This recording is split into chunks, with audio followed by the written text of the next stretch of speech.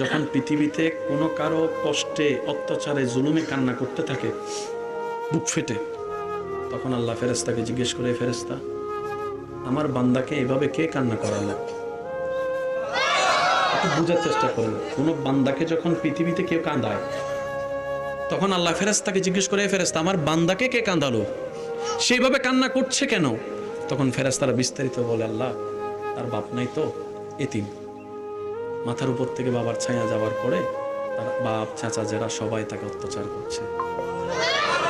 রব বলে যে আমার বান্দার কেউ নাই সেজন্য তাকে জ্বালাচ্ছে।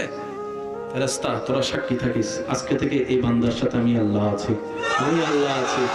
রব বলে যে বান্দা আমি আছি তোর সাথে, আমি আছি তোর সাথে, আমি আছি তোর সাথে। তোর ডাক বাবা শুনবে না, ভাই শুনবে না, তোর পক্ষে কেউ কথা বলবে না, আমি আল্লাহ কথা বলবো, আমি আল্লাহ কথা বলবো, আমি আল্লাহ কথা বলবো। এদিকে বান্দার চোখের পানি পড়ে, মজলুমের অন্তর থেকে আবের হয়, সেটা আল্লাহর দরবারে পৌঁছে যায়, দোয়া কবুল হয়ে যায়।